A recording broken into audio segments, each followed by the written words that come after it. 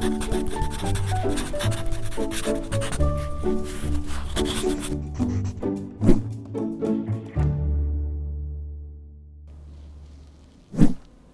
I'm Sarah Fry. Welcome to PaTTAnpod. Today we are on location at HELIX, an annual conference all about celebrating high expectations for students with low incidence disabilities. And I have had the great pleasure of meeting lots of different people attending the conference. And right now we have a mentor and a mentee who are both TVI, Teachers of the Visually Impaired. Missy and Kat, it is so nice to meet you. Great to be here. Nice to meet you too. I'd love to hear about your experience at HELIX. You are a returning participant or attendee. Kat, this is your first time here. What does HELIX offer you individually, but also collectively in your professional relationship together? You want to go first? It's been a wonderful experience. I can say it's kind of like a car show. There's all these resources and updated technologies all in one spot, and it's all across the nation, and it's right here in one conference, so it's been quite wonderful. For me, HELIX offers, well, number one, an opportunity to network with people in my field. Since I'm a teacher who works with students who have low incidence disabilities, there aren't a lot of us around in schools and districts. So we do have our individual teams at our agencies, or in the case of Kat, it's just her in her school district as a teacher of the visually impaired. So HELIX just brings people in low incidence disabilities together, and it's like you're with your people. It's just terrific. So I love that. You're with your people. yeah. So that's one thing that I've seen firsthand that sets HELIX apart. I'm wondering also if you could help kind of set the scene for us of maybe how HELIX differs in the activities or the sessions that you all are attending, as opposed to maybe other types of educational conferences. Well, first of all, HELIX differs in that sessions are longer and they are in depth. So I've heard people describe it as more of a deep dive into topics and issues that are of concern to the field right now.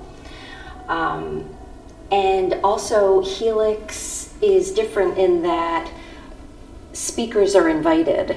So people do submit proposals to present or present a poster or a session, but there are also invited speakers who are experts in their field outside of Pennsylvania. So we get to hear from people who truly are experts on particular topics. And from my perspective, it's more engaging. Every session that I've attended, it's been very connected with the audience and the speaker, and a lot of hands-on activities, and it was very enlightening. What is something, it could be material or a new idea, what's something that you're excited to take back into your practice from this week? Well, again, having vendors and people from all across the nation, I came across something called, could I say?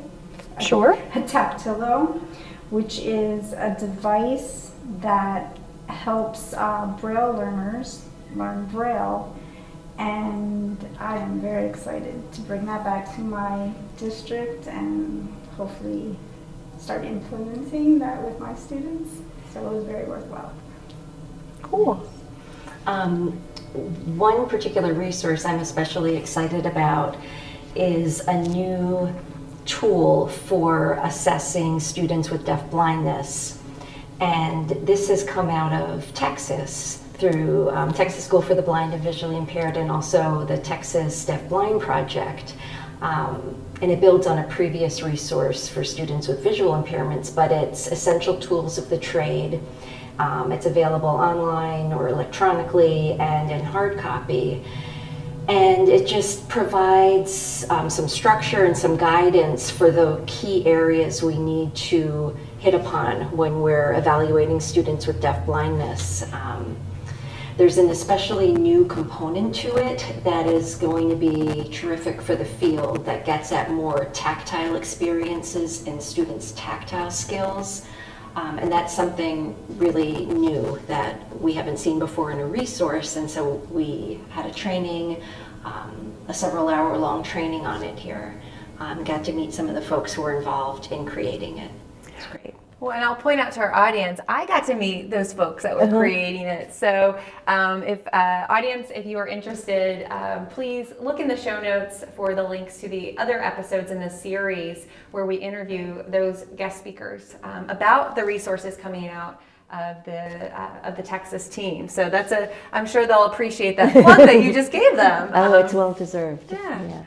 Well, to wrap up, anything that you would, especially Kat, this is your first time at HELIX, any kind of phrase or just idea of summarizing what HELIX means to you going out of this week? Sure. I absolutely have recharged my batteries. I am going back motivated to share fresh ideas with my teams and with my district. Love that. Missy? Oh, I agree with that, but I will add community and expert knowledge. Wonderful. If you are interested in recharging at HELIX, building a community, and growing your knowledge, please check out the links in our show notes. I'd like to thank our guests today. Thank you so much, Missy and Kat. Also, thank you to our producer, John Ragsdale, and to our audience. Come back and see us or listen to us at PaTTAnpod really soon.